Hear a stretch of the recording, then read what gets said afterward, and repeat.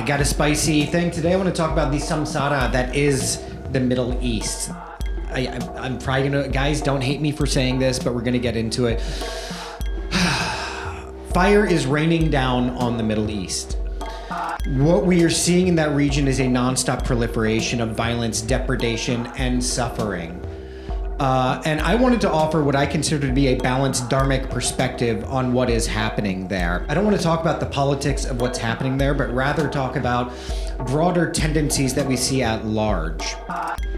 The incessant warfare that's arisen there, I think, can really be traced to a very historical sense of ahamkara that has developed there. Ego, the intractable I amness of their identities, of everybody involved. We are Christian, we are Jews, we are Muslims, okay? These identities have crystallized over centuries of various stories of martyrdom and conquest belonging to each of these faiths. Recall from episode 7 the story of the three demons, Dhamma, Vyala, and Kata, from the Yoga Vasishta, right? The accumulation of ahamkara is what has led to their downfall, just as it has now for these three big monotheistic religions.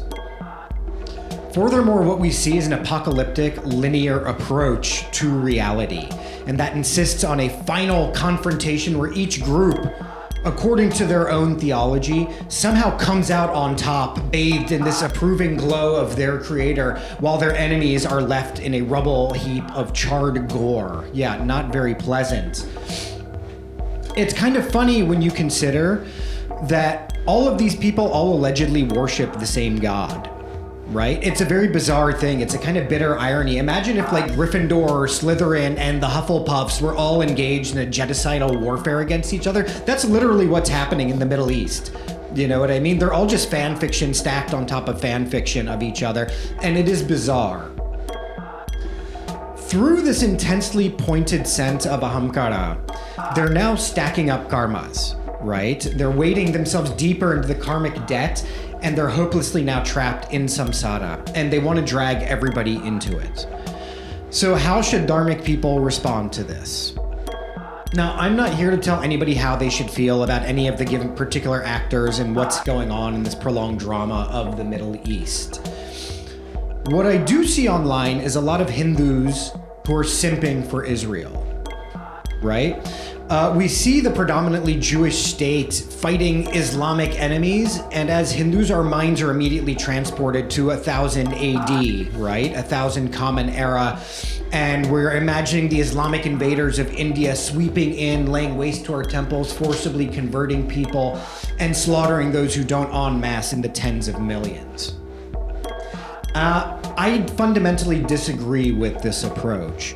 And it's not because I find myself particularly sympathetic to any of the actors involved in this, but because in my mind, in the end, this is a very sad and tragic situation. By taking sides in a conflict that we as dharmic people have nothing to do with, we are now taking on those karmas as well. And those are wasted karmic calories as far as I'm concerned, right? The Israeli cause is their own cause. You don't see the Israelis simping for the Hindus online or anywhere else. Israelis are standing up for themselves. India and Hindus need to just do the same. We're not here to act as side characters in this whole drama of the Middle East. It's not our thing. We're our own center of gravity. We have our own story that we need to attend to. Their karmas should stay theirs only. All we can do is really call for an end to this savage proliferation of karmic bondage. That is my opinion on this. It's not our show. We don't need to get involved. India itself as a government has always had very good relations with the Islamic world at large. Saudi Arabia, all the Gulf Arab states, and beyond. First country to recognize Palestine. We were the first country to recognize the Palestinian state, and we are allied with the Israelis in many ways. We do a lot of business with the Israelis, right? India should just be standing on its own business. We're not the ones we don't need to be saying, rah, rah, Israel, yes, Israel, India, bye, bye, when they're sitting there bombing a school or a hospital or something, right? Likewise, we don't need to be getting involved on the other side and say, yes, we must stand up to the injustices of this or that. That's not our circus. Okay, we've got our own things to attend to here. Just because Hindus might have a historical beef with Muslims, that's something that's within our own territory, right? Whoever we think, it's not the Palestinians who came and plundered India 1,000 years ago, right? These were Turkic people by and large who did that. And now we're having to deal with the offshoot of that. And again, we're not dealing with Turkic people at this point, right? We're not dealing with those guys. We're dealing with our own people, actually our own brethren who are Indians as well. And we need to take a way different approach. What I see as a commonality between the Israelis and the Hindus, though, and I understand why this resonates with the Hindus, is because the Israelis for millennia were trampled upon, beaten upon, expelled from their own home country, right? And now finally they're finding themselves in the very masculine position of being able to stomp and trample their enemies. And now they're taking a great delight in it. But in this process, man, they are accumulating a lot of negative karmas, you know? But listen, I'm not here to judge the Israelis or doing whatever they're doing. What I am saying is that India would do well to look at what they're doing and to try and find a different approach to reconcile our issues with the Islamic world or with Islam in general. It's not the way. That is not the way. We do not want to be committing these kinds of atrocities. We want to be, again, our whole thing, you believe in karma or you don't believe in karma.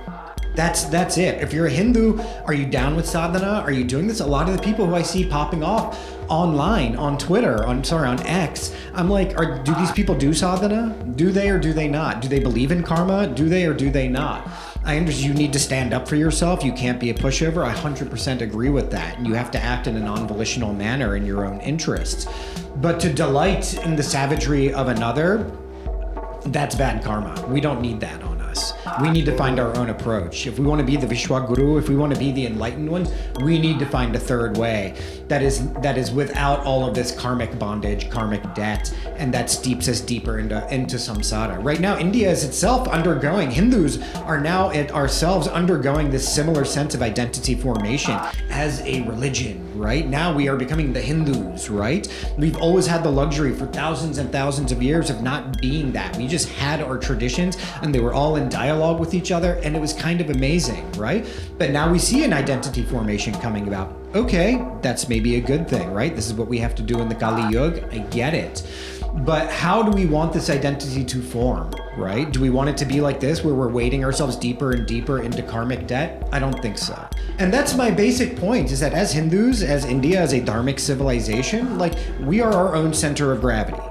We are our own thing. Let's pay attention to our shit. Everybody wants to conscript us into it, right? In one way or the other. The Israelis are always really wanting to get us involved. And you see Israeli influencers online who are like, yeah, India needs to do the same thing and da-da-da-da-da. And it's like, bro, we have a whole different relationship to this shit. Right? The same people who did this 1,000 years ago to Hindus are not the same people who are getting bombed right now. And I'm not saying that we need to side now with the Palestinians or that we need to, my point is, we need to stay out of this entirely. Our business is our business. That's it, point blank. We don't need to be online saying, India, Israel, bye-bye. You never see Israelis online, caping for India, right? When it comes to our issues with Pakistan or with China. Right? You don't see them running to our defense. You don't see that. No, they stand on their own business for themselves. Hindus need to stand on our own business for ourselves. And that does not entail dragging ourselves into the conflict in the Middle East, even if it's just rhetorically online. Look to China. The Israelis aren't, they're not antagonistic towards the Chinese because they're not being rah-rah Israel. The Chinese are like, they have their own center of gravity. I'm sorry. That's how Hindu India needs to also be comporting itself and conducting itself as its own center of gravity. Okay, that's enough about that.